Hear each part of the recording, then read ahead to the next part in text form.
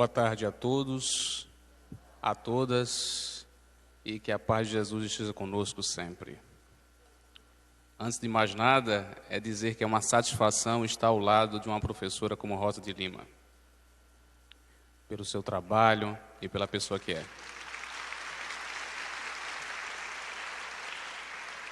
Reconhecemos isso na sua contribuição científica, bem como na sua contribuição como espírita para esse movimento, que é o movimento espírita em Pernambuco. Senhoras e senhores, vivemos momentos de muita informação.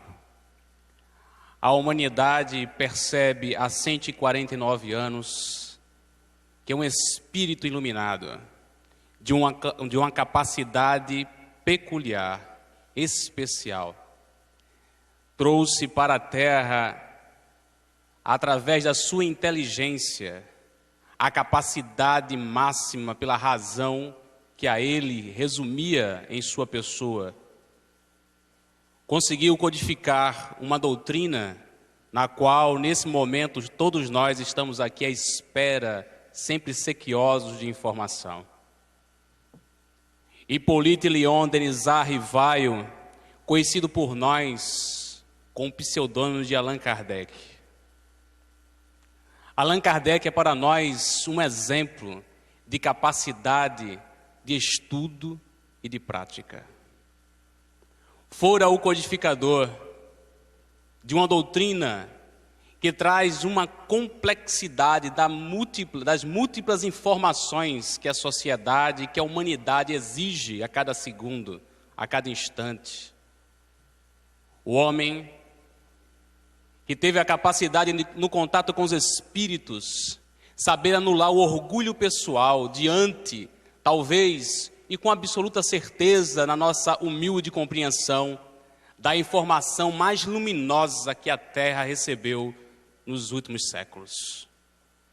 É difícil para um ser humano, como todos nós, no nosso estado evolutivo, receber uma informação como aquela e não carregá-la para o nosso egoísmo de acharmos que somos donos da verdade e que possuímos a inteligência superior e completa. Em coisa muito menor, percebemos a luta que os homens travam, querendo ser dono da ideia, o pai da história. Kardec mostra já na sua atitude humilde que, ao perceber a grandeza dessa doutrina, utiliza um pseudônimo e retira o seu nome de encarnado, bastante conhecido naquela pátria, um homem, um professor, um educador reconhecido. E busca, no pseudônimo de Allan Kardec, subtrair a sua personalidade de uma obra espetacular. E é desta obra que nós partimos para a discussão do tema dessa tarde. Como falar de progressão de vidas futuras, um tema que atualmente é abordado por muitos psiquiatras e pesquisadores, sem lembrar que Allan Kardec, há 149 anos atrás, lança na Revista Espírita a teoria da presciência, da compreensão que nós podemos perceber o futuro. O Dr. Brian Weiss, atualmente numa obra muito bem construída, mostra a questão da progressão de vidas futuras, que nós podemos construir as nossas próximas encarnações. Quem lê essa obra e não é espírita, fica bobo diante da possibilidade que temos de repensar tudo aquilo que fizemos nas vidas passadas, a partir das conclusões das vidas presentes, e poder construir uma vida nova, transformando o nosso futuro numa perspectiva de novas reencarnações, vivendo de uma forma mais feliz. Um amigo que me trouxe esse livro, entregou em minhas mãos, disse: Fábio, veja que obra maravilhosa. Quando li, disse a ele: meu amigo, há 149 anos atrás, quando ninguém pensava sobre esse tema e tinha medo de discutir a possibilidade de que o futuro existe, Allan Kardec teve o cuidado de colocar de forma muito clara, não só na codificação dos espíritos, na codificação espírita, me desculpem, mas também na Revista Espírita, esta obra que nós espíritas precisamos conhecer um pouco melhor. Respeitamos todas as obras publicadas, porque o próprio Allan Kardec nos explica da importância de entender que toda publicação, mesmo aquelas que não são verdadeiras, merece o nosso respeito, mas merece também a nossa observação clara, contundente, fiel, a partir da lógica e da razão que não pode nos abandonar. Allan Kardec, na Revista Espírita, nos emociona. Nós conhecemos muito pouco do que foi o codificador e conhecemos muito pouco daquilo que ele produziu. Publicando trabalhos científicos hoje como biólogo, e lembrando da minha professora que aqui se encontra, que é uma sumidade, ela não gosta que eu diga isso, mas o é naquilo que faz, porque faz com amor, independente do que faz, faz com amor. Publicar uma obra científica, trabalhar em cima de um livro, publicar obras científicas hoje nos faz ter trabalho, mas não duvidamos que no tempo de Allan Kardec a coisa era muito mais difícil. Não existiam os computadores, a eletricidade, não existia toda a tecnologia que hoje nós podemos fazer em pouco tempo, muita coisa. Mas diferente de Allan Kardec, geralmente temos muito tempo e fazemos pouco. Kardec teve pouco tempo e fez muito. Mostra a capacidade científica, a persistência e a dedicação de um homem fantástico. E eu trouxe um texto da Revista Espírita que começa a construir o nosso pensamento. Por favor. Enquanto é colocado na tela, a Revista Espírita é um exemplo de estudo e prática. Kardec, em 12 obras, iniciando em 1857 até 1869, teve o cuidado de registrar, mês a mês, tudo o que ele conseguia reunir. Isso na França, na Alemanha, na Inglaterra, na Europa, na América do Sul, no mundo. Todas as informações colhidas, anotadas, percebidas cientificamente, organizadas, e Kardec fez isso de uma forma tão sublime e de uma forma tão clara, ele consegue colocar no texto os momentos da teoria espírita que daria fundamentação para toda a codificação, bem como as práticas que ali chegavam até ele, da mediunidade e de outras práticas que ele se fazia perceber, e ele escreveu na obra A Revista Espírita. Logo na capa, na contracapa, Allan Kardec escreve o seguinte na Revista Espírita: todo efeito tem uma causa, todo efeito inteligente tem uma causa inteligente. O poder da causa inteligente está na razão da grandeza do efeito. 1857. Nós estamos exatamente no dia 11 de junho de 2006. Este evento tem por objetivo exatamente reviver o que Kardec escreve na Revista Espírita, logo na contracapa.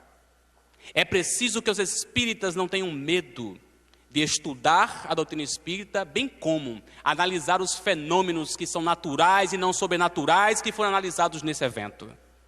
Por isso que o objetivo desse trabalho foi trazer para todos aquilo que Kardec sempre fez muito bem. Pode passar, por favor. E eu trouxe uma história que mostra a capacidade que Allan Kardec tinha de demonstrar teoria e prática. Ele recebeu uma mensagem do espírito de Mozart, que está na Revista Espírita de maio de 1859. O médium foi o Sr. Brown. E a senhorita de Vance, vocês vão entender muito bem que nem é médium, muito menos o espírito de Mozart. Esse médium recebeu uma partitura que tinha um soneto. Na verdade, nesta partitura havia uma música do espírito de Mozart. O médium trouxe essa informação até o Allan Kardec, que ao observar aquele material, preocupou-se primeiro em averiguar se havia verdade naquela mensagem. Ele não desprezou. Quantas vezes nós espíritas, diante de fenômenos patentes, reprovamos o fenômeno porque nos apegamos a uma visão reducionista do próprio fenômeno. Achamos que tudo já foi descoberto, que tudo já está aí e que não precisamos mais pesquisar, que as pessoas não precisam saber. Não é bem assim. E Allan Kardec fez o seguinte: pegou aquela música e mostrou a vários músicos de sua época. E todos afirmaram de forma categórica que aquela partitura, na verdade, era uma música do grande compositor e pianista e músico Mozart. Depois ele reuniu na sociedade espírita homens que tinham capacidade de analisar aquela música, aquela partitura, que nós, que não conhecemos nada de música, nem sempre vamos perceber. Ali estavam maestros, homens que tinham capacidade de identificar ali um fenômeno patente. Chamou a senhorita de Vance, que fora aluna do grande Chopin, porque precisaria ser uma grande pianista para executar aquelas obras de uma forma fiel.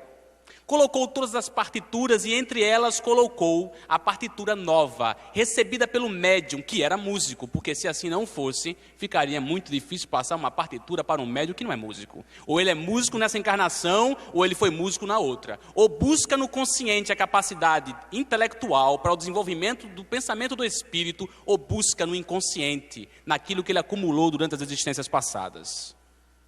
E naquele momento a senhorita de Vance começou a tocar e no meio daquelas músicas sai a partitura espiritual.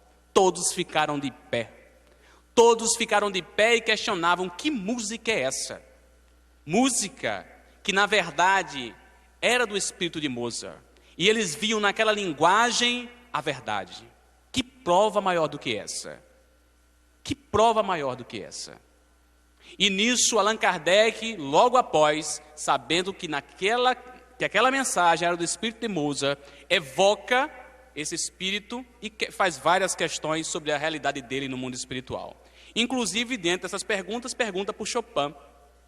E ele diz que Chopin não está bem no mundo espiritual, que sofre, que está na condição de errante. Errante, no texto básico da doutrina, seria o espírito em tormento ainda no mundo espiritual.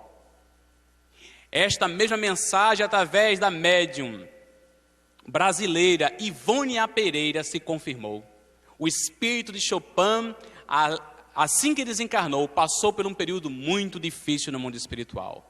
Nós, muitas das vezes, dependendo da forma que vivemos aqui na Terra e conduzimos os nossos atos, os nossos pensamentos, as nossas atitudes, podemos passar no mundo espiritual momentos difíceis, onde a nossa mente ainda se vincula às necessidades humanas e materiais. Mas Mozart faz um comentário belíssimo, e Kardec registra de forma também inteligente na Revista Espírita. Pode passar, por favor. Veja a pergunta número 6, que está lá na Revista Espírita, vocês podem confirmar depois. Disseram-nos que o vosso mundo há uma harmonia natural, universal, que aqui não conhecemos. É verdade. Em vossa terra fazeis a música, quer dizer, aqui nós fazemos a música. Aqui, quer dizer, no mundo espiritual, toda a natureza faz ouvir sons melodiosos. O que é que o espírito de Mozart quer dizer? Aqui, a música nos é percebida pelo ouvido. No mundo espiritual se percebe a música de uma forma muito diferente. Se percebe em espírito. Só de ouvir isso nós ficamos com vontade de desencarnar, mas calma. Não se apressem. Esta é a condição do estado espiritual de Mozart. Imagina se Chopin teria a mesma resposta. Por isso que a resposta que os espíritos nos trazem do além depende também da sua maturidade espiritual, bem como da sua realidade espiritual. Por isso que quando Clóvis Nunes ontem falava da evocação dos espíritos, e nós concordamos, sem nenhum medo, mas também é preciso que nós tenhamos a consciência de que fazer uma experimentação científica exige de você também preparação científica, dentro de uma metodologia que o próprio Kardec soube muito bem fazer, e no Livro dos Médiuns nos ensina como devemos fazer, se necessário for. O que não se pode é evocar sem ter a mínima condição, porque aí você corre o risco de que a sua própria ignorância lhe trair. Pode passar, por favor. O fragmento da sonata ditada pelo espírito de Mozart acaba de ser publicado. E perceba o que Kardec fez. Ele colocou na Revista Espírita que esse soneto foi vendido por 2 francos. Então Kardec era um homem muito inteligente, rápido, e sabia o que estava fazendo. Um evento como esse exige de nós isso, essa capacidade que o codificador nos deixou nas suas próprias atitudes. Ele, assim que recebeu a mensagem, já publicou na Revista Espírita e já deixou à disposição de todos, e está lá, que a partitura estava no valor de 2 francos. Isso só para a gente lembrar dessa capacidade empreendedora do codificador, sem medo de enfrentar uma realidade. E olhe que há 149 anos atrás. Pode passar, por favor. A teoria da presciência, que está na Revista Espírita de maio de 1864, que é a Revista Espírita do ano 7º, maio 1864, volume 5, e eu queria dizer a vocês que são 12 obras maravilhosas, que precisamos estar ali atentos. Não fiquem assim muito desesperados não, porque são obras assim bastante volumosas, e dá para nessa encarnação a gente trabalhar bem. Eu falava ontem com alguns expositores que se na metade da nossa encarnação nós lêssemos a Revista Espírita, as obras da codificação, na metade da nossa nova encarnação, e na outra metade nós começássemos a ler outras obras espíritas, olha, nós daríamos um pulo. Agora eu vou usar e vou fazer um plágio do que já falaram aqui, seria um pulo quântico. E eu estou falando para nós espíritas. E para os não espíritas presentes, eu queria dizer que é uma obra muito interessante para quem não acredita. Porque você passa a ler, a entender a metodologia que Kardec utilizou ali e a buscar o entendimento que ele ali colocou muito bem. Eu lembro de uma história de uma senhora que chegou no Grupo Espírita Serra de Deus e disse o seguinte para mim: porque a teoria da presciência é perceber o futuro. E isso preocupa muita gente, porque nós temos aí atualmente muito na literatura no que se refere à regressão de memória. Você tem muita gente escrevendo sobre regressão de memória, sejam os espíritas, sejam os não espíritas. Por quê?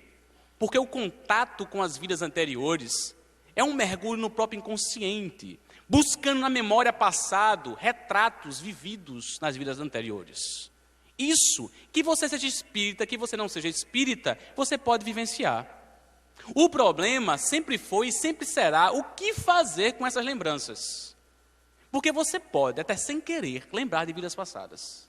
Existe fato de pessoas que, sob trauma, conseguem lembrar de vidas anteriores.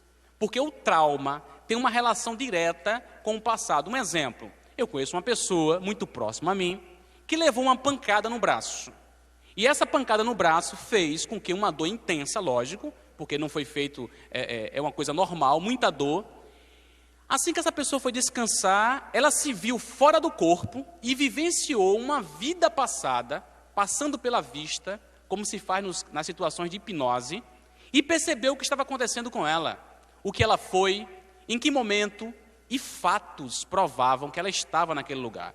Era país árabe, ele foi morto e torturado, e nessa tortura ele morreu asfixiado. E a máquina de tortura estava ali, diante dele. Ele viajou, foi até outra cidade, depois que tudo isso passou, achava que foi um sonho, que era alguma coisa inexplicável. E ao chegar nessa outra cidade, bem próximo aqui, São Paulo, diante de uma exposição de instrumentos de tortura e de massacre, que muitos utilizaram em guerras e em ditaduras no mundo inteiro, encontrou uma máquina, e essa máquina de tortura era árabe, idêntica àquela que ele viu naquela regressão espontânea. Na verdade, se comprovava ali que teve uma visão do passado. E essa pessoa é quem vos fala. Então nós podemos até espontaneamente fazer um mergulho lá no passado, sem querer. A pancada no braço foi a pancada que os agressores fizeram antes de colocar na máquina de tortura e quebrou o braço. A pancada foi no mesmo lugar, lançou para o inconsciente profundo uma informação dolorosa, buscando lá no inconsciente uma resposta imediata de um fato ocorrido. Se não fosse a máquina, não haveria certeza. Mas o mais interessante foi estar na cidade de São Paulo por outro motivo, e de uma hora para outra me dá aquela vontade de ir no Museu do Ipiranga. E foi nesse museu, que eu não estava nem afim de ir, que eu encontrei essa máquina. Porque os espíritos também nos ajudam, porque sabiam que na progressão dessa existência, não precisa ir para outra não, isto que nós estamos vivendo nesse momento aqui foi planejado. Isso já estava planejado. E nós vamos perceber isso na teoria que Kardec nos estabelece. O nosso encontro aqui nunca será apenas um encontro, será também um reencontro. Este evento, vocês presentes, tudo que ocorreu aqui estava previsto. Não necessariamente da forma exata como aconteceu, mas muito próximo dessa forma exata. Porque, na verdade, o futuro é construído por atitudes. E esse futuro pode ser promissor, como ainda pode ser doloroso. Então, na Revista Espírita, pode passar, por favor? Allan Kardec coloca muito bem, logo no início, vocês podem dar uma olhada depois, que é muito interessante, a teoria da presciência, lá em maio de 1864. Maio é o capítulo mesmo da Revista Espírita. Como é possível o conhecimento do futuro? Diz que as coisas futuras não existem, que ainda estão no nada. Para nós, ainda limitados à nossa percepção humana, física, no qual os 5 sentidos é a única forma de perceber a realidade, que eu chamo relativa, fica difícil entender como é que alguém pode perceber o futuro, se o futuro para mim não existe. Para mim existe passado. Então falar de regressão de vidas passadas, para a gente é muito mais fácil. Porque é alguma coisa que passou, você gravou e agora você externa de alguma forma, seja lá qual seja a metodologia. Seja através da hipnose, seja através de uma situação espontânea, seja através dos espíritos que possam perceber no teu inconsciente o que você sente, o que você viveu e dizer isso para você. Não importa. O que importa é que passado é mais fácil.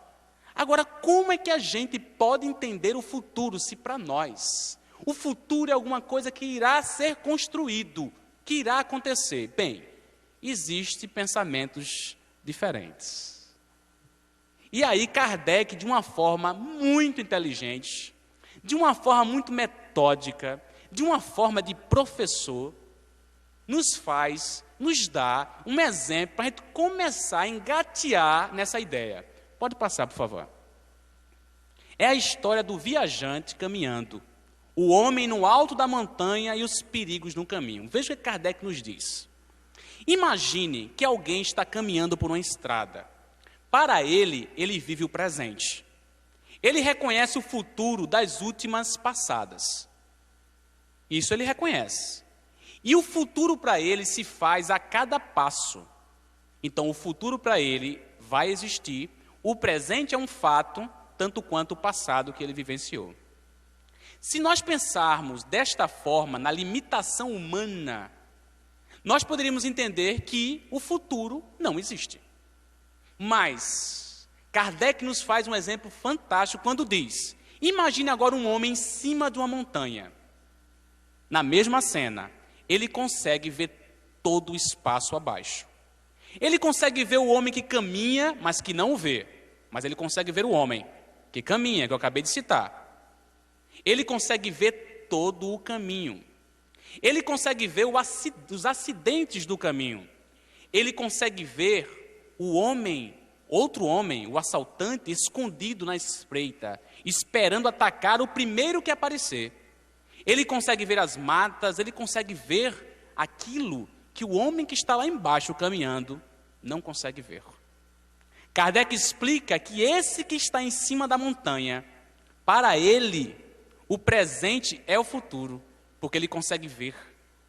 E aquele que caminha não tem ainda o futuro claro às suas vistas.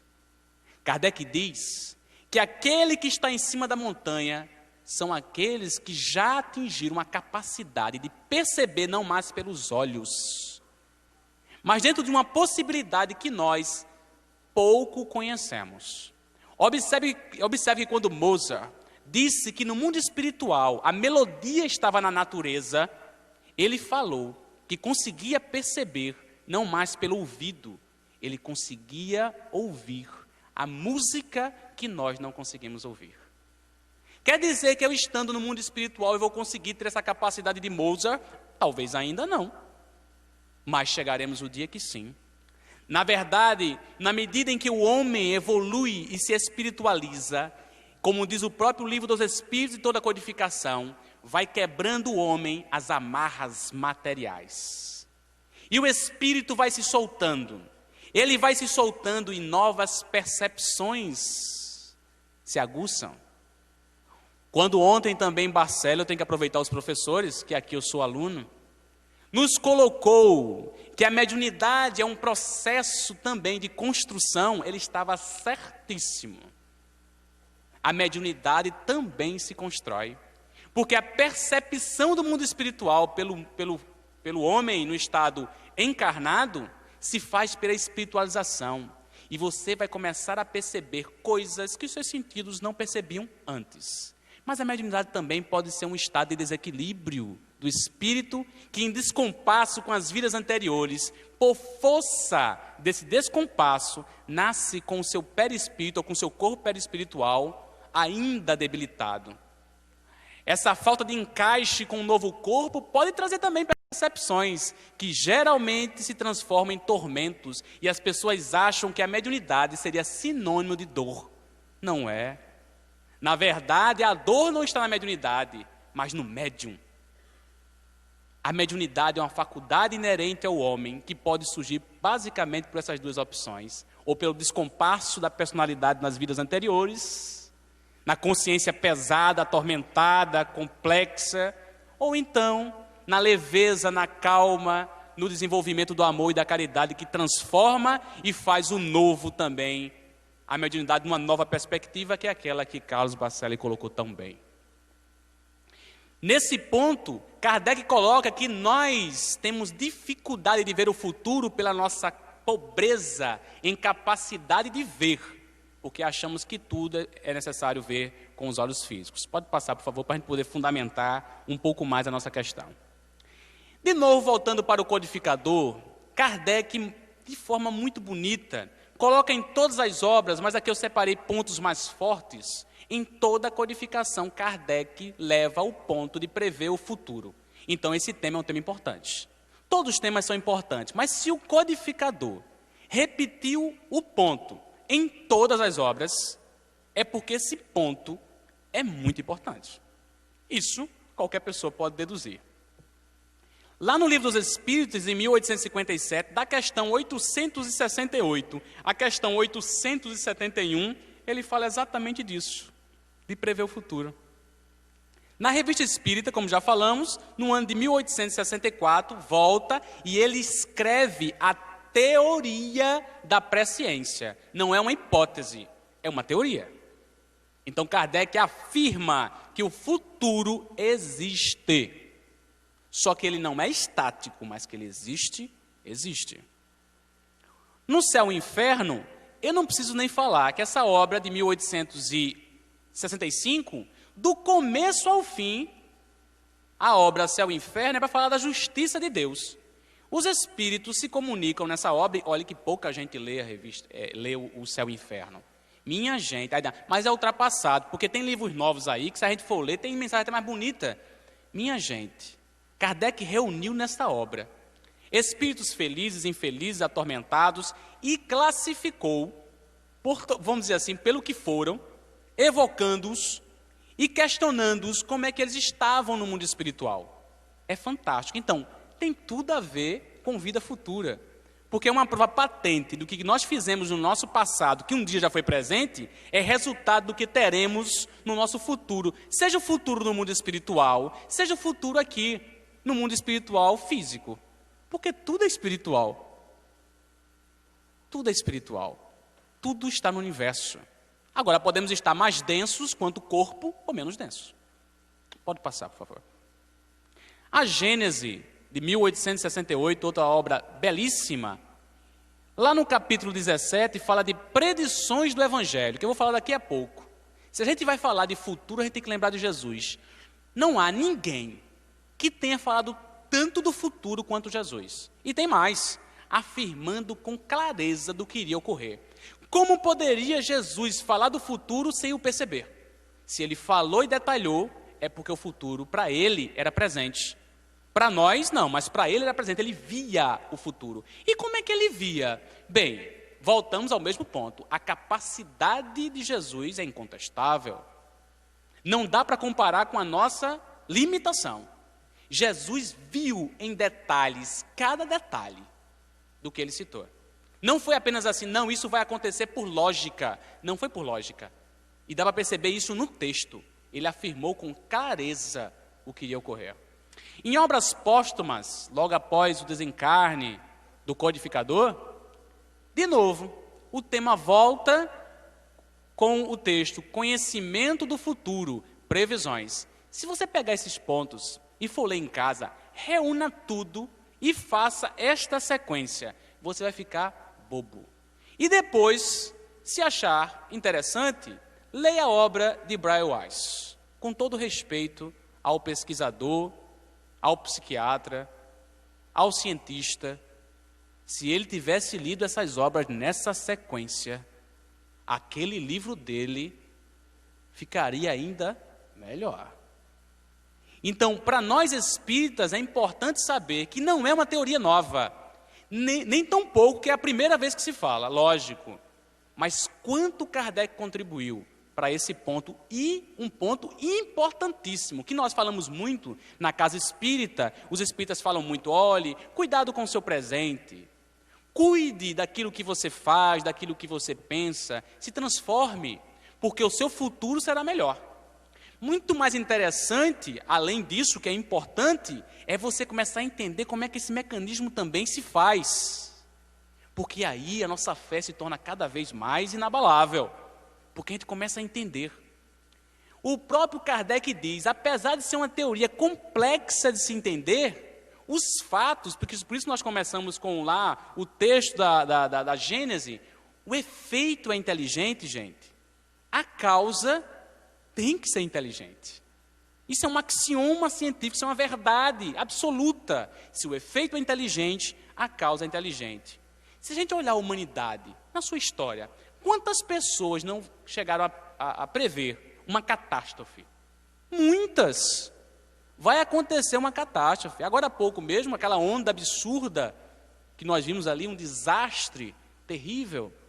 Muitas pessoas antes viram o fato. As ondas chegando, e as pessoas morrendo, e tudo aquilo que se passou foi visto antes por mentes que conseguiram prever o que iria acontecer. O problema é que isso pode ser um fato percebido pela pessoa, sem um concurso dos espíritos, que seria você, espírito, independente da mediunidade, perceber, porque a mediunidade já se coloca muito claro, é uma faculdade que faz o intermédio, o meio entre o encarnado e o desencarnado. Se não tem desencarnado e só tem encarnado, não é mediunidade. Você pode até ser médium, claro, óbvio, mas há pessoas que pela sua própria evolução, ou mesmo por sentido um pouco mais aguçado, conseguem perceber uma linguagem que está no ecossistema espiritual que nós não conseguimos enxergar ainda, e conseguem ver essas cenas futuras tão claras como essa que nós estamos vendo aqui. O difícil é datar. O difícil é datar, porque aí seria bem diferente. Sairia uma voz, olhe, isso vai ser no dia 18 de abril. Não, aí já não é mais uma visão do futuro, é uma comunicação mediúnica. Agora, esta visão do futuro também pode ser uma comunicação mediúnica, porque quem vê é o espírito, não é o médium. O médium é completamente cego para isso. Só que o espírito que é evoluído é capaz, percebe e tem capacidade de perceber essa construção que está aí, nesse ecossistema chamado espiritualidade, que tudo está interligado, amarrado e muito bem amarrado. Nós aqui somos assim bobos e achamos que o acaso existe. Muitas vezes somos bobos, porque achamos que o acaso existe. O espírito pode ver e mandar para o médium a informação. O médium não viu nada. Ele apenas foi o quê? Microfone. Ele passou a ideia do espírito, mas quem viu foi o espírito. Então, às vezes, também é difícil você separar se foi um espírito que falou para um médium do que acontecer no futuro, e ele, na sua tela mental, porque a comunicação passa no campo psíquico, seria um médium que viu, e aí não é mediunidade, ou foi o espírito que passou a imagem para o médium, que decodificou através da mediunidade e exprimiu. Bem, aí fica a pesquisa. O que mais importa não é que se foi o espírito desencarnado que viu o futuro ou se foi o encarnado que viu o futuro. Neste ponto aqui, o mais importante é que se viu o futuro. O que Kardec coloca é que sempre existiram pessoas que viram o futuro. E vai ficar dúvida depois dessa palestra. E a ideia é essa. Até porque não é um tema fechado. É um tema que, na sua complexidade, exige de nós aperfeiçoamento, estudo. Mas nós sabemos que é verdade. Pode passar, por favor. Então, lá no Livro dos Espíritos, só para a gente ter uma ideia do que é que os Espíritos nos deram como informação. Vejam bem, o futuro pode ser revelado ao homem. Está lá na questão 868. Eu apenas peguei esta e mais uma questão. Leiam as outras, que eu citei antes, para ter uma ideia completa. Em princípio, o futuro é desconhecido e apenas em casos raros ou excepcionais, Deus permite que seja revelado. Mas vejam bem, tem gente que se apega à letra, mas pega assim a letra pela metade.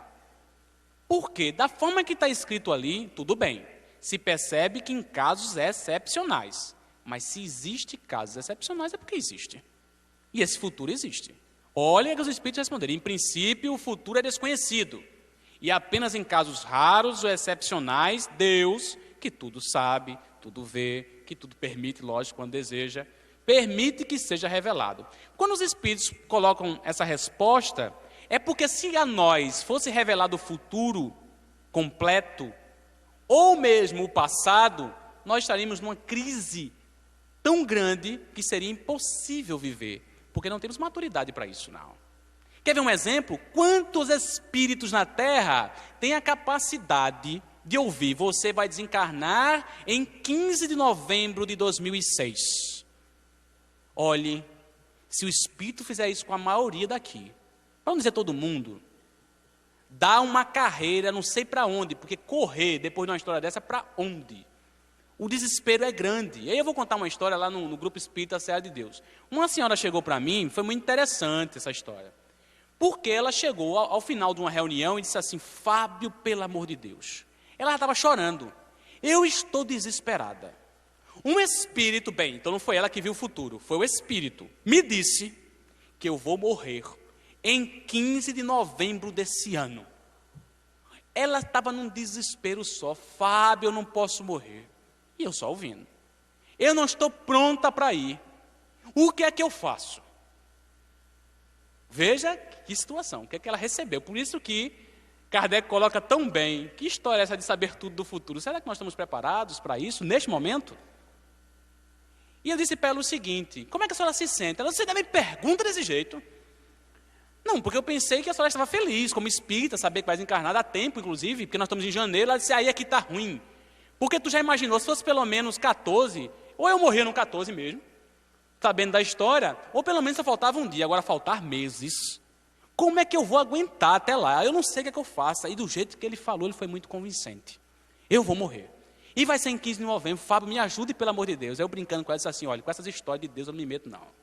Se está programado sua reencarnação para o dia 15, eu não posso fazer nada. Quem sou eu para me meter numa história dessa? Ela disse: deixa de brincadeira, Fábio, que essa coisa é muito séria, eu estou desesperado. Me ajude, eu não sei o que eu faço. Eu disse: olha, eu vou lhe ajudar, mas não sou eu não, quem vai ajudar é Kardec.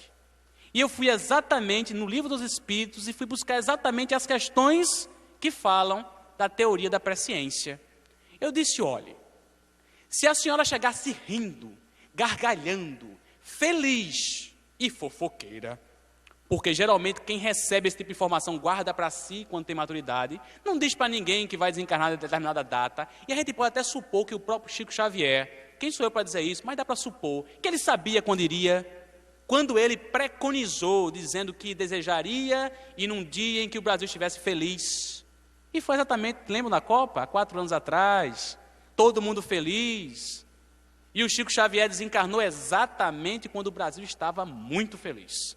O estado emocional, inclusive, ajudou muito o Chico a desencarnar. Porque imagine se fosse um momento infeliz. O pensamento infeliz, perder, porque é o sentimento que geralmente chega às pessoas, de perder um pai, de perder um pacifista, de perder um anjo, de perder um guru, cada um que veja Chico da forma que quiser ver, era uma perda. E aí, foi o momento exato em que o Brasil estava bem. Chico preconizou, sabe por quê? Na minha ignorância, com todo respeito ao pensamento e à capacidade de Chico Xavier, Chico viu, ou disseram para ele, tinha capacidade para saber que ia desencarnar sem dar salto, pinote, desespero, feito qualquer um de nós poderíamos fazer. Os Dalai Lamas sabem quando vão desencarnar e onde vão reencarnar. O Sai Baba, que está aí, foi falado inclusive ontem na Índia, sabe quem foi, sabe quando desencarnou, sabe quando vai desencarnar agora, e já sabe quando vai reencarnar, onde, exatamente onde. Mas para saber isso, meu amigo, tem que ter capacidade espiritual, para não ter medo da morte. Mas nós, não dá para revelar todo o futuro, a gente vê como flashes. Às vezes as coisas chegam como flashes. Eu dizia ontem, eu vi as cenas que ocorreram aqui, eu não me acho que eu estou vendo nada demais não. É porque nós podemos produzir também muita coisa e chegar aonde queremos chegar. Pode passar, por favor. Ainda no livro dos Espíritos, mas se é útil que o futuro seja oculto, por que Deus permite algumas vezes sua revelação? Vejam bem a resposta. Permite quando esse conhecimento prévio deva facilitar o cumprimento de algo em vez de dificultá-lo, ficando obrigado o homem a agir de modo diferente do que fará sem esse conhecimento. Então, voltando à história daquela senhora, ela estava num desespero só, e eu disse exatamente isso para ela. Olhe, se a senhora tivesse capacidade de ouvir, o Espírito diria à senhora que a senhora iria desencarnar e a senhora estaria feliz e quieta. Mas como a senhora está em desespero, eu vou logo dizendo, se for um obsessor, for um espírito brincalhão, ou um espírito que quer desesperar, pode até estar lhe perseguindo, isso é o de menos, porque muita gente chega na casa de espírito e diz assim, olha, eu quero me livrar do obsessor. Eu estou lá desde os meus 15 anos, estou com 34 anos de idade. Quando eu cheguei na casa espírita, eu achava também que eu podia deixar o obsessor lá. Como se tivesse um quartinho para a gente guardá-lo lá, guardadinho, e alguém se livrar dele. Né? Eu lembro que quando eu vi Mário Jorge lá, eu disse, deve ser aquele cara que tem a chave de guardar espírito, porque eu não quero esse camarada me perturbando. Na verdade, descobri que a doutrina espírita, que na maioria das vezes, nós não vamos para a casa espírita para se livrar de obsessor, não. Pelo contrário, é para aprender a conviver com ele. Quer ver um exemplo? Os encarnados, sogra e genro. Olha aí. Imagina se ele começar a dizer, não, os obsessores a gente tem que exterminar, separar, botar para longe. E a sogra que diz, e o genro que eu tenho que aguentar? Então, nas relações humanas de encarnados, nós nos relacionamos, às vezes nem sempre gostamos uns dos outros e precisamos ali, e o laço familiar faz com que isso ocorra. Imagine, por que no mundo espiritual seria diferente? Aprendi mais do que nunca, que com os desencarnados eu tenho que aprender a conviver. Porque quem faz a verdadeira desobsessão somos nós mesmos, com nossas mudanças, claro, com o apoio da doutrina espírita, com o apoio dos espíritos, com o apoio da terapia espírita, não estou negando de jeito nenhum. Mas tenha certeza, não muda de hábito não. Se você não muda de hábito, você não quebra os laços negativos, os laços tristes que unem o pensamento atormentado.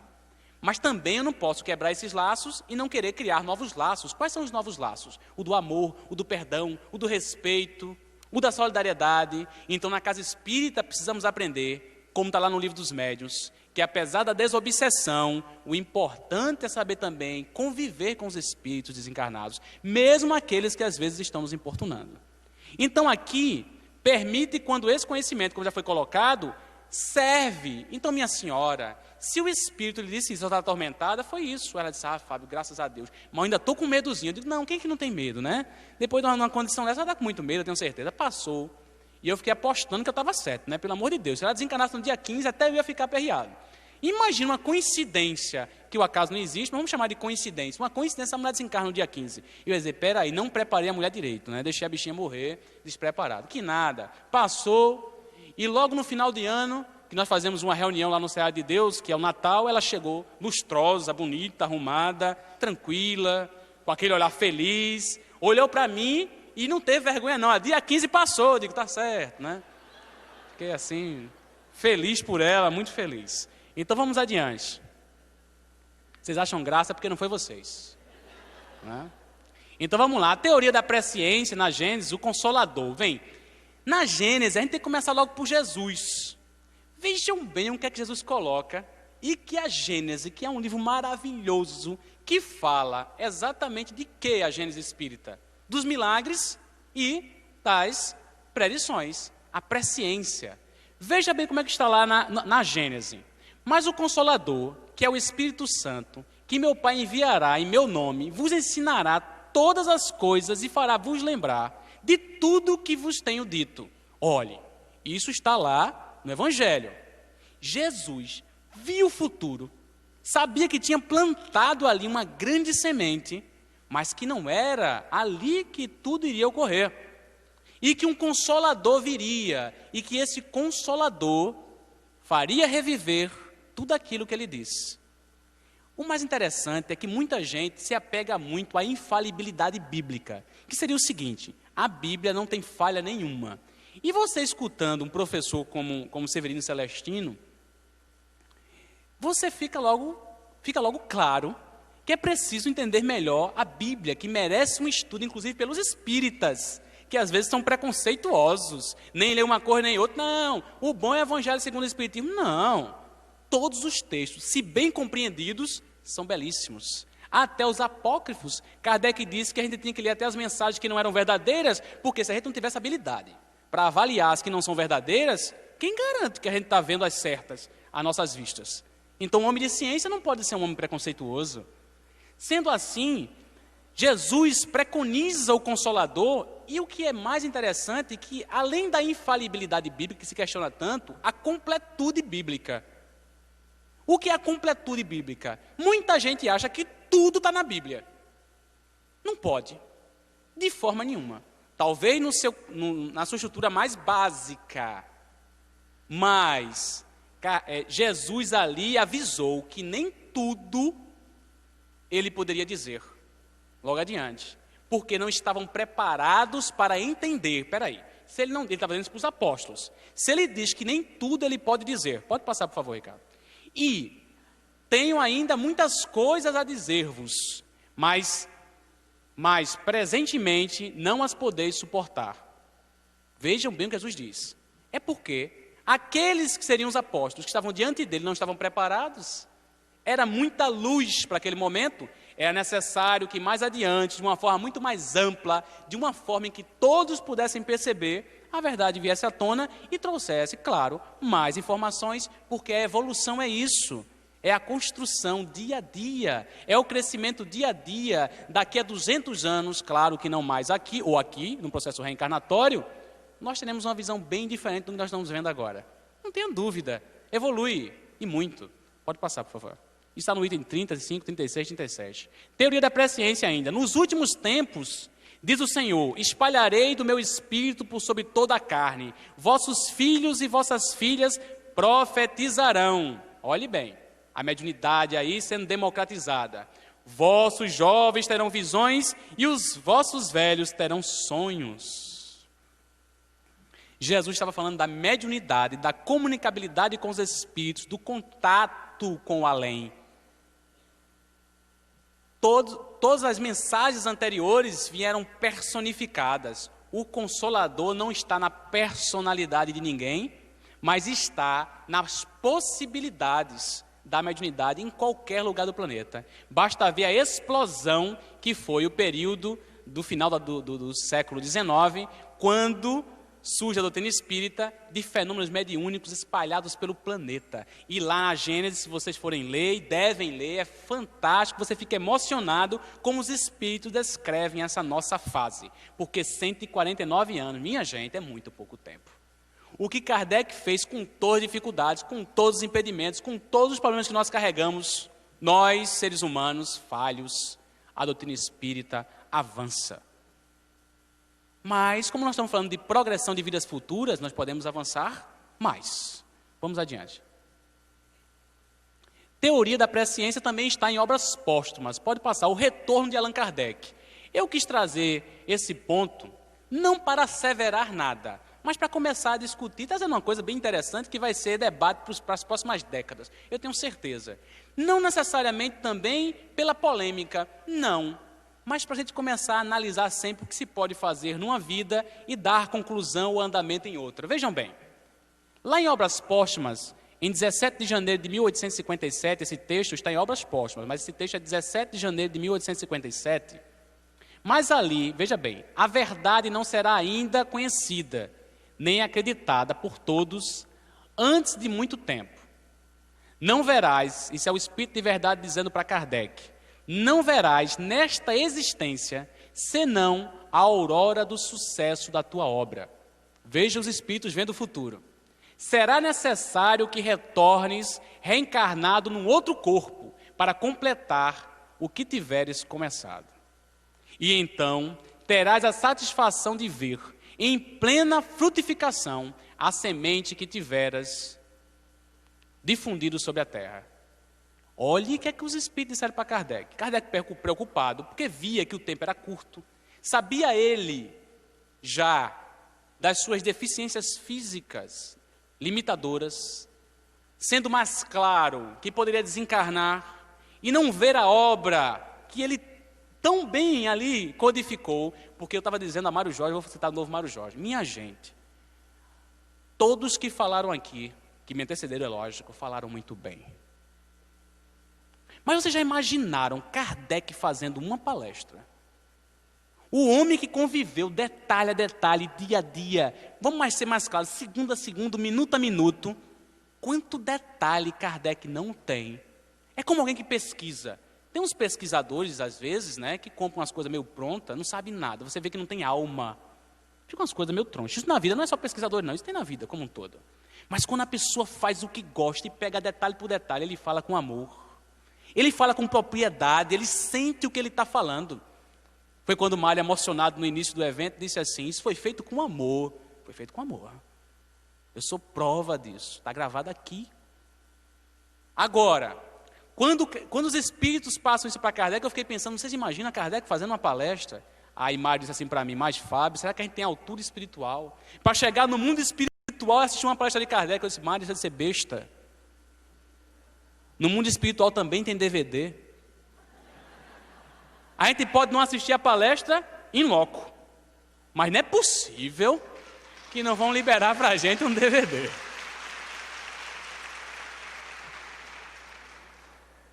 Esses aplausos são para Kardec. Tenho certeza. Então vamos adiante. Então aqui, nesse texto anterior, vocês viram que já avisaram a Kardec, se preocupa não, menino. Tu vai reencarnar, isso é o nordestino falando, porque devia ter espírito nordestino também lá.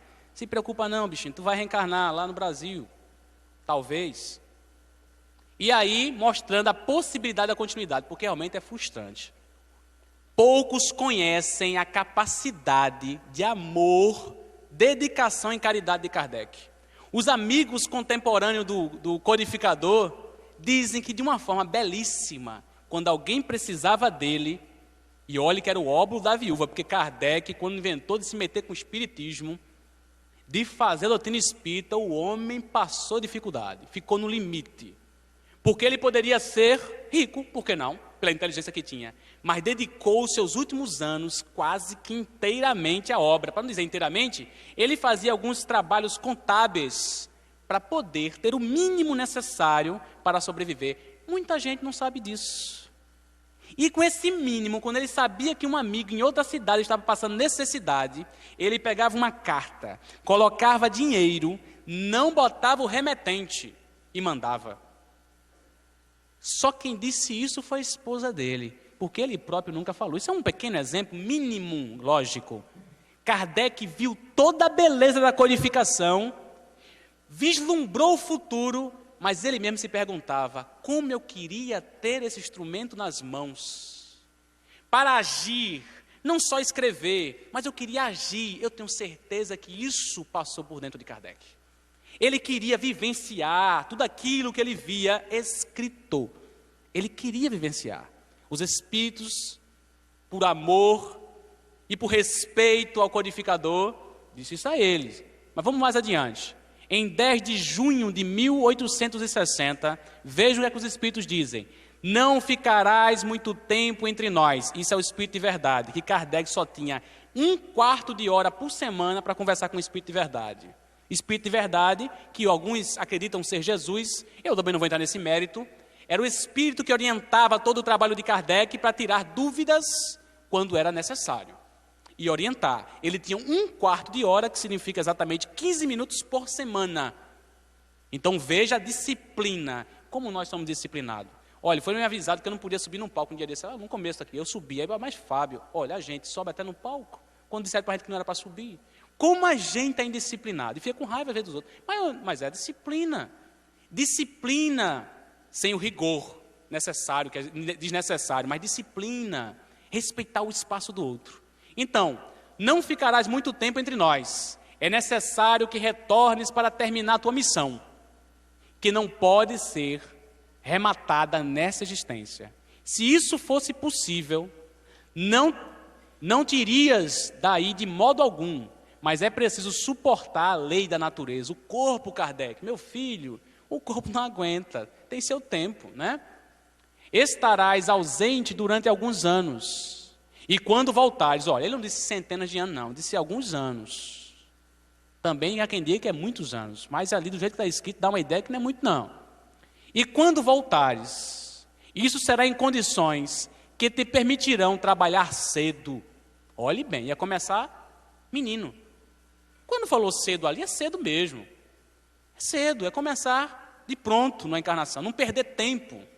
No entanto, há trabalhos que é útil que termines antes de partir. É porque te deixamos o tempo necessário para acabá-los. Então Kardec foi muito ajudado para não desencarnar antes, para que a obra fosse concluída naquilo que era necessário para aquele momento, para a codificação, para a base. E olha que os espíritos disseram que ele ia reencarnar logo. Cadê Kardec? E muita gente se perguntava, e nesse tempo todo não há quase comunicação, há algumas comunicações que são muito rarefeitas, mas não ficava claro onde estaria Kardec. E aí, passe por favor. Allan Kardec desencarna em 31 de março de 1869, aos 65 anos. Foi terminar a codificação, Kardec desencarnou. E tem gente por aí afora, na bobeira da incompreensão, que diz, está vendo, vai ser espírita. Quando tu terminar de ler a obra, tu desencarna. Cuidado, não vou nessas besteiras não. Na verdade, desencarnar, vocês já viram aqui, não sou eu que vou dizer, é tão bom, não é? Pelo que foi falado aqui é maravilhoso. Vamos adiante. Ele desencarnou aí nessa data. Em 2 de abril de 1910, nasce o médium Chico Xavier. Vejam bem. Desde que eu me entendo por espírita, que eu escutava as pessoas dizerem assim, Chico Xavier é um grande médium. Eu comecei, como espírita, vendo o Chico Xavier como um aparelho telefônico, que recebia mensagens do além, para consolar as pessoas que sofrem. E para publicar obras, como se aquelas obras publicadas pelos espíritos, através da mediunidade do Chico Xavier, simplesmente fossem obras dos espíritos. No livro dos médiuns, fica muito claro que por mais capacidade plástica, perispiritual que o médium tenha para receber um espírito evoluído que traga uma mensagem de luz, uma mensagem grande, tem que encontrar no médium capacidade intelectual desta ou de outra vida para poder por ele fluir, senão trava. Tem espírito, vocês imaginem que um grande cientista, imagina o guia espiritual de um grande cientista, pode ser Fábio? Não pode. O guia espiritual de um grande cientista, ele pode ser materialista, ele pode ser o que ele for, mas para desenvolver toda aquela tecnologia que ele está desenvolvendo ali, ou o guia espiritual dele, ou o amigo espiritual dele, ou o anjo da guarda, dê o nome que quiser, tem capacidade para tanto, ou então o bichinho está órfão, porque nós somos inspirados pelos espíritos. Não pode, de forma nenhuma, um gênio encarnado ter do lado um espírito como um Fábio para orientar. Vai estar o orientador aprendendo com o orientando. Não pode. Não tem lógica. Está no livro dos médiuns, no livro dos espíritos. As obras que passaram por Chico Xavier em centenas, na nossa pobre opinião, exige daquele médium uma capacidade de entendimento da doutrina espírita, que ou você tem esse entendimento com muita clareza, ou aquelas obras não passariam por aquele psiquismo.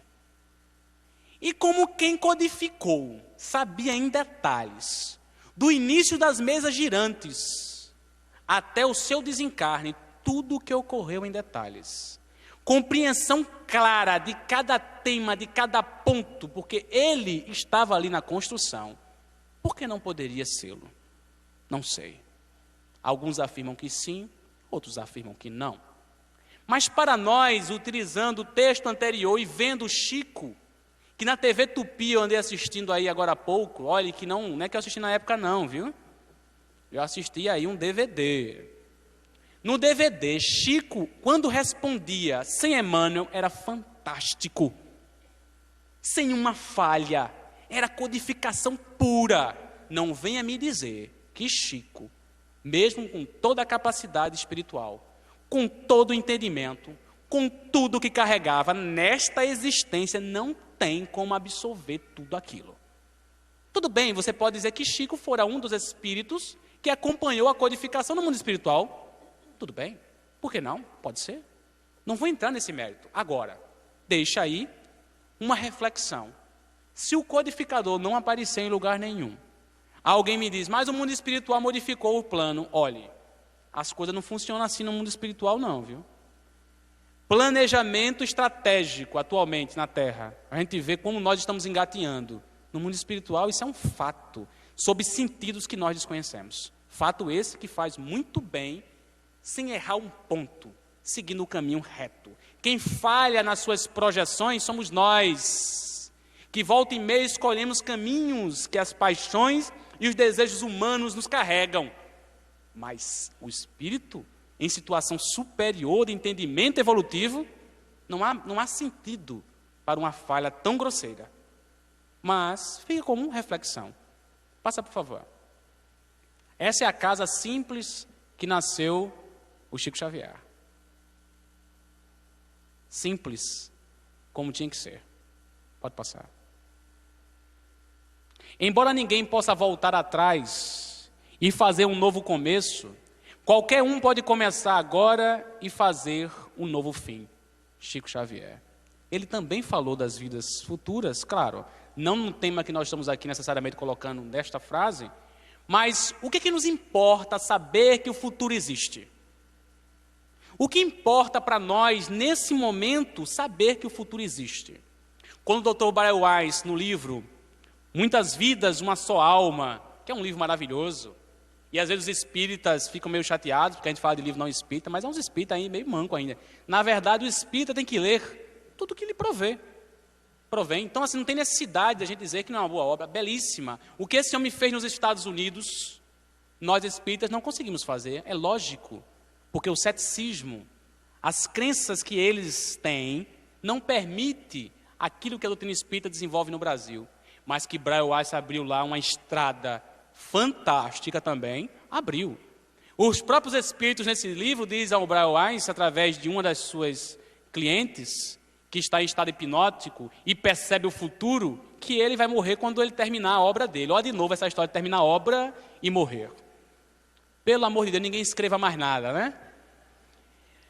Mas o que os espíritos estão dizendo a Braille Weiss, ele até brinca, ele diz assim, sim, mas eu também não sei quando é que eu vou terminar. Mas os espíritos reafirmam, não tenha medo, não será tão próximo.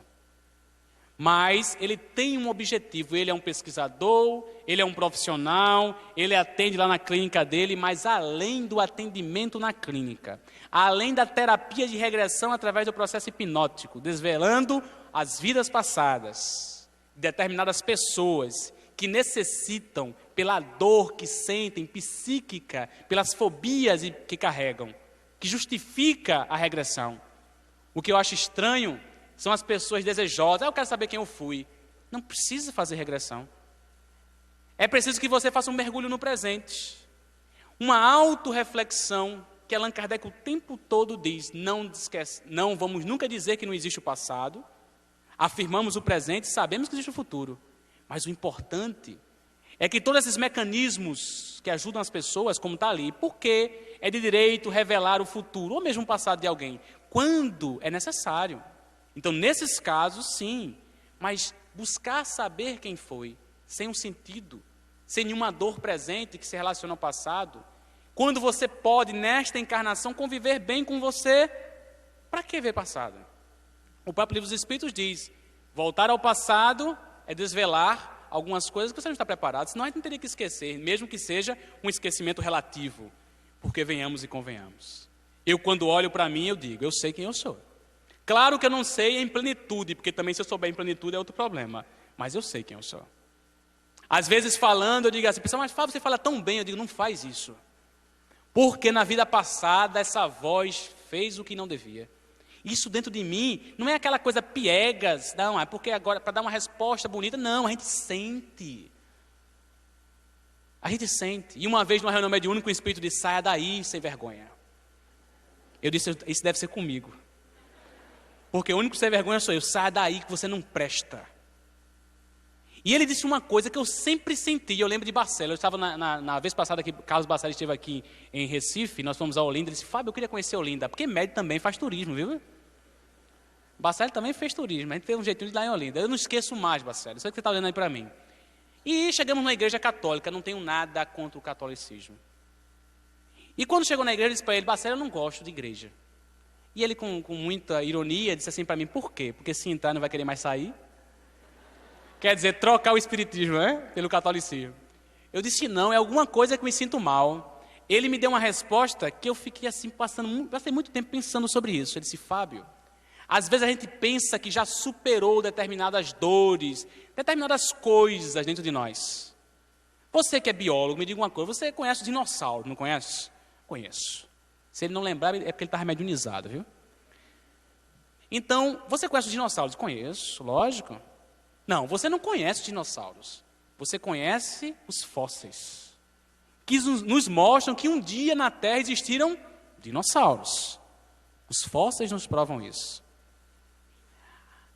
Essas coisas interiores que nós ainda não vencemos, que são as nossas limitações, são como esses fósseis. Dependendo, a gente pensa que não existe mais, isso não existe mais em mim, eu não tenho raiva, eu não tenho rancor, eu não tenho ódio, eu não tenho nada contra ninguém. Eu amo a humanidade. Essas coisas comigo não existem. Eu não sinto isso. E ele disse assim para mim, imagine que para achar o fóssil é preciso cavar no lugar certo. Porque se cavar em lugar errado não vai achar nunca. Se for em Souza, na Paraíba, você acha assim, dá topada em osso de dinossauro. Mas, dependendo, você tem que escavar. Escave no lugar certo e alguém está lá escavando, vai achar o osso de dinossauro. A mesma coisa somos nós, dependendo de como as pessoas agem com a gente. Se escavar no ponto certo, o ossinho aparece. Pode não ser o dinossauro, mas é o osso. E se é o osso, você ainda tem. E você reage. Esta reação nada mais é do que fazer-nos perceber que enfrentar nós mesmos é a nossa grande missão. Enfrentar é esquecer-se. E o egoísmo, o ego, cresce. O ser humano é assim mesmo. Mas ele cresce, ele evolui, ele se espiritualiza e ele começa a programar suas vidas futuras. Então, é muito importante para nós entender que nessa temática, quando o Brian Weiss eu citei tão bem, talvez assim, lembrando dele, veio a memória, fala sobre as progressões de vida futura, que lá na clínica, ouvindo as pessoas em transe hipnótico, essas pessoas conseguiram perceber o futuro. Primeiro, no início, viu que em vidas passadas, por várias vezes, repetiram o mesmo erro.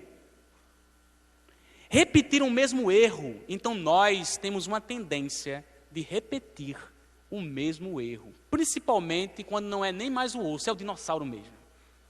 Então, a gente fica repetindo. E passa uma nova encarnação e, tendenciosamente, voltamos a repetir. É um processo lento, mas é um processo amoroso. Deus nos dá o livre-arbítrio. Tem que ter paciência, mas também tem que ter persistência. Tem que ter momento de decisão, tem que enfrentar, tem que superar, tem que buscar. Porque a gente acha tão bonito o bom, a gente acha tão bonito o belo, mas a gente precisa buscar isso. E não vai ser ninguém que vai fazer isso por nós, seremos nós mesmos. É preciso essa informação de hoje, primeiro para mim que estou ouvindo. É preciso se informar. Porque sem informação, sem ação, sem a mudança de atitude, como é que nós vamos crescer? Então, quanto é importante, e nessas sessões as pessoas começaram a perceber o futuro.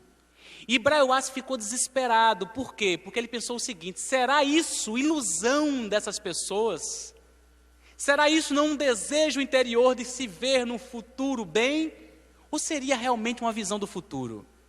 Uma das coisas que eu acho fantástico nele é que ele teve a coragem de não só fazer a regressão nas pessoas, mas permitir que os espíritos que estavam ali, através de um momento de estado alterado de consciência, que é o estado hipnótico, pudessem os espíritos se comunicar como nós fazemos nas casas espíritas e o espiritismo faz há 149 anos.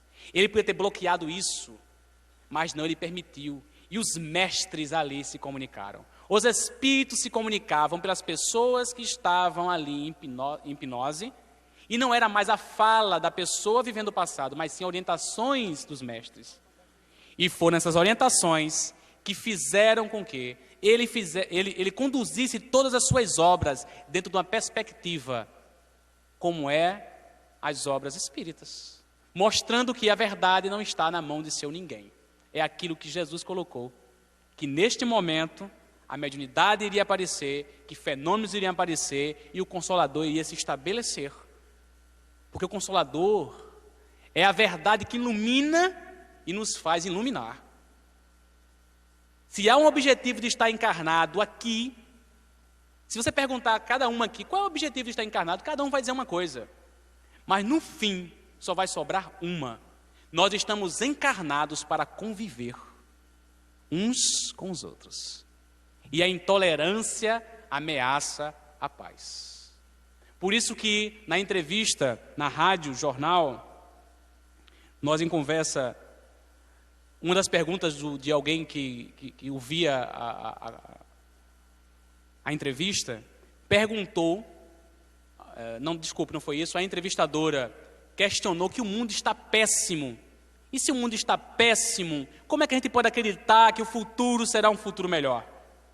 Como é que a gente pode programar o nosso futuro? Gente, como nossa visão é limitada. Dá uma olhadinha, nós estamos num século novo. Dá uma olhada no século anterior, século XX. Se a gente perceber o presente que Deus nos deu, nós tivemos num único século, Gandhi, que não foi no Brasil, lógico, na Índia. Tivemos Martin Luther King, o protestante, o pastor das multidões, o pacifista, nos Estados Unidos. Tivemos no Brasil Chico Xavier, Irmã Dulce. Tivemos para o mundo Madre Teresa de Calcutá. Tivemos Dom Helder. Quantos pacifistas estiveram no século passado? Não dá para pensar direitinho. O que está programado para esse século, não? No século passado, que está tão presente, Deus nos deu as grandes lições através de espíritos formidáveis que exalavam paz. Foram professores, porque Deus não abandona ninguém. Professores, médiuns, sabendo ou não, médiuns. E agora esse século está para os alunos. Precisamos reconstruir tudo aquilo que nós deixamos reconstruir aquilo que nós já temos, mas precisamos fazer diferente. E isso é uma responsabilidade nossa. Por isso eu digo a todos, o tempo passou, nós estamos agora num momento importante das nossas vidas, onde nesta encarnação, a maioria pela primeira vez tem contato com a doutrina espírita, nós podemos programar as nossas vidas futuras. E já estamos fazendo isso. E podemos fazer muito mais. Podemos controlar a nós mesmos e vislumbrar aquilo que os espíritos disseram a Kardec. Kardec colocou muito bem: ficar de cima da montanha, não o pé da letra, mas começar a perceber esse futuro e transformá-lo para melhor, para nós e para aqueles que estão junto de nós. Antes das palavras finais, que não serão feitas por mim, mas por um material que nós trouxemos para que a gente pense e acredite no futuro, através de música, porque é tão bom. Eu sei que todo mundo está cansado, já tem gente dormindo, né, gente com fome. Eu queria fazer com vocês um exercício. E eu pediria, assim, encarecidamente, que vocês, que são muito caridosos, vão ter, assim, muito cuidado com as minhas bobeiras, que pudessem ficar de pé, por favor.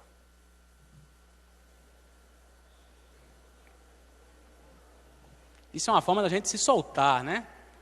Porque não é brincadeira.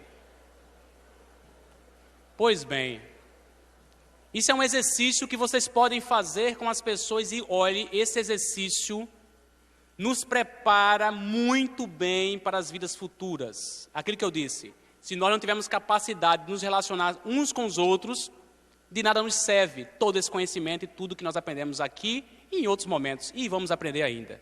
Então veja como é fácil. Eu fiquei pensando como solucionar um problema quando cheguei aqui ao auditório. E cheguei a uma conclusão e eu vou explicar só depois do exercício. Que problema foi esse e que solução foi essa? Por favor, estendam o seu braço esquerdo, assim. Agora estendam o seu braço direito, por favor. Isso não é sessão mediúnica, não. Bem, agora vocês vão fazer o seguinte. Ponham os braços assim e assim. Sintam-se abraçados por Jesus. Sintam-se abraçados pela espiritualidade. Sintam-se abraçados pelos desencarnados. Sintam-se abraçados uns pelos outros. E que de tudo que eu falei, que sobre só esse abraço, mas que você leve para casa e multiplique com os outros. Que assim seja.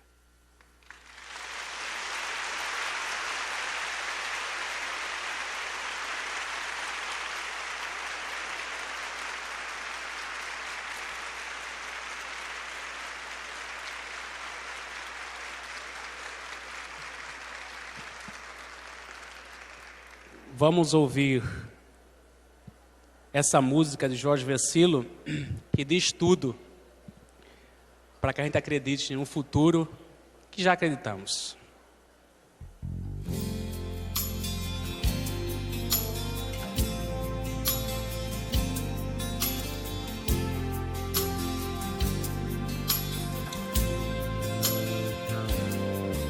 Eu ainda acredito num futuro mais bonito, que o novo é bem-vindo e o amor é infinito.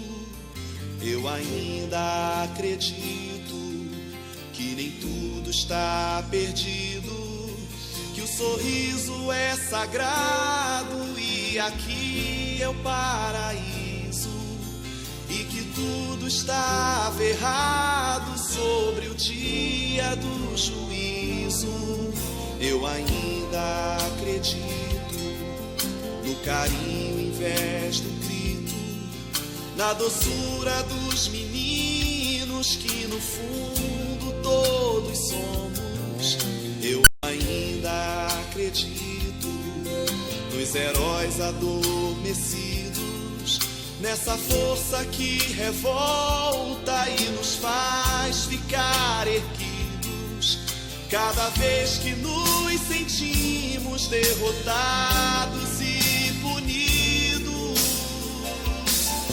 Eu ainda acredito que depois da tempestade sempre vem a calmaria e consigo a liberdade.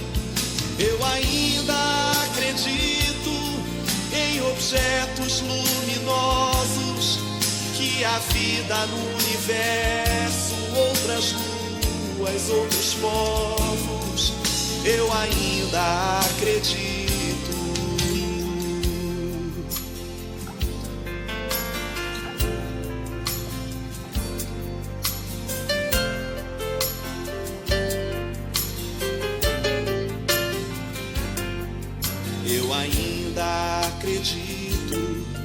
Nas florestas e nos índios, na bravura das leoas, na alegria dos golfinhos. Eu ainda acredito no galope do unicórnio, acredito em gnomos e no voo dos tucanos, e no canto das baleias alegrando os oceanos.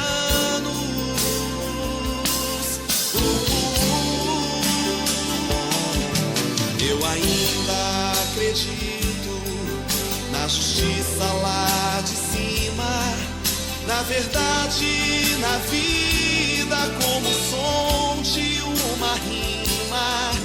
E em tudo que é belo, e em tudo que é nobre, como as cores do arco-íris quando a chuva se descobre e agradece iluminada pelo sol de ouro e cobre. Sei, talvez eu seja visto como ingênuo demagogo, inocente ou pervertido, um hipócrita, um louco. No entanto, eu insisto nesta chama que consome. Eu ainda acredito porque sofro com a fome, porque ainda sou um homem.